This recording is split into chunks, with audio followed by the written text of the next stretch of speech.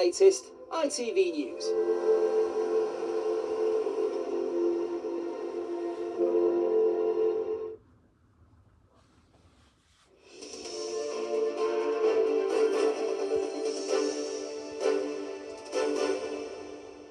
Good afternoon, I'm Faye. A cancer charity has told ITV News that it is already seeing more people get in touch after the King shared a deeply personal video message about his own illness last night. King Charles said his doctors are planning to reduce his treatments in the new year, which he credited in part to an early diagnosis.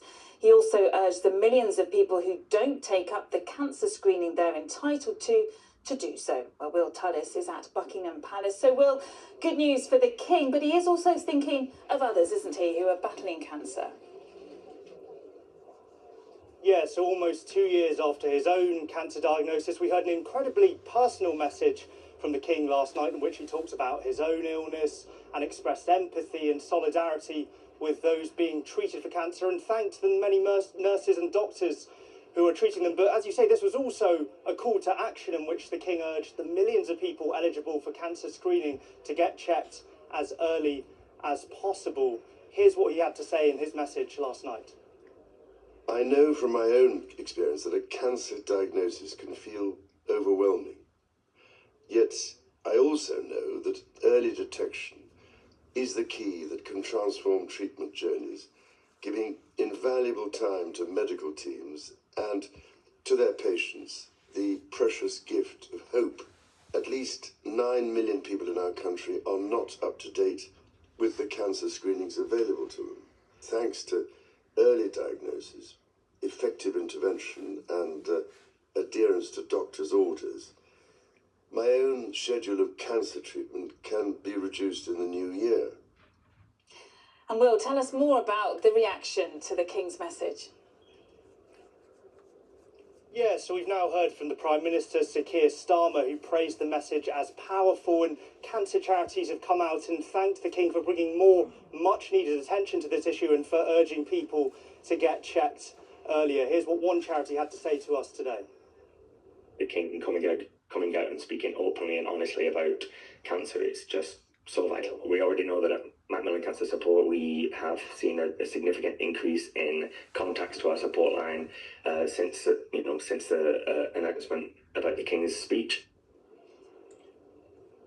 So if you want to see whether you're eligible to get screened for cancer, it's incredibly quick and easy. Just go to standuptocancer.org.uk/screening-checker.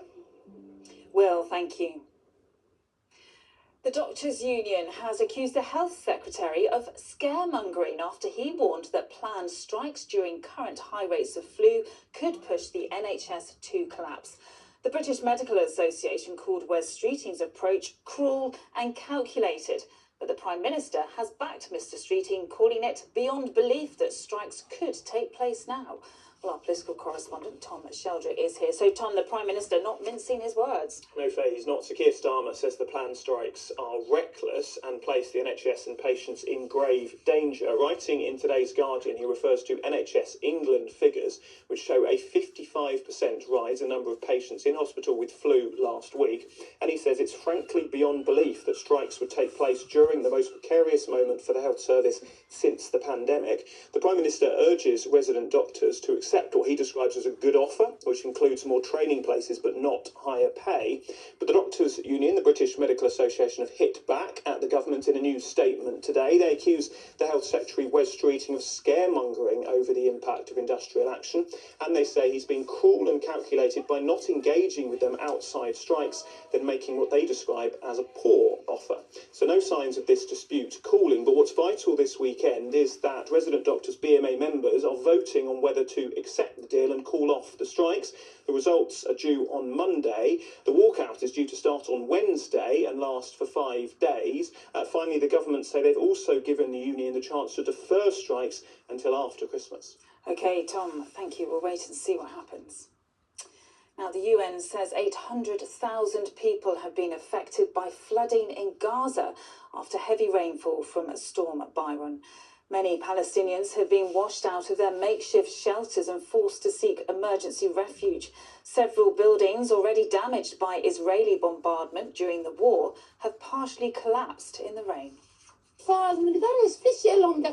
We can't take care of our children anymore. We have them inside the tent, but the tent is flooded with rainwater. We have no clothes for the kids to change into from their wet ones. There's nothing. Honestly, the situation here is terrible. We're suffering terribly. Here, 2 people have died in a house fire in South Wales. Emergency services were called to the property in Nelson in Caerphilly yesterday evening following reports of an explosion in a garden. 2 people were pronounced dead at the scene. The Met Police Commissioner, Sir Mark Rowley's called on retailers to do better to help catch shoplifters. Sir Mark told The Telegraph the force has doubled down on the problem and was now challenging store owners to do the same. And the Met Office has issued warnings for heavy rain and flooding for much of the north and west of the UK over the next 3 days. Most are yellow warnings, but a more severe amber warning is in place for Cumbria tomorrow. Finally, it's a happy 100th birthday to stage and screen star Dick Van Dyke. Chim chimney, chim chimney, chim chim chiree. A sweet bitch as lucky can be. He became one of the best-loved actors of his era, starring in Mary Poppins, Chitty Chitty Bang Bang, and fronting the Dick Van Dyke Show.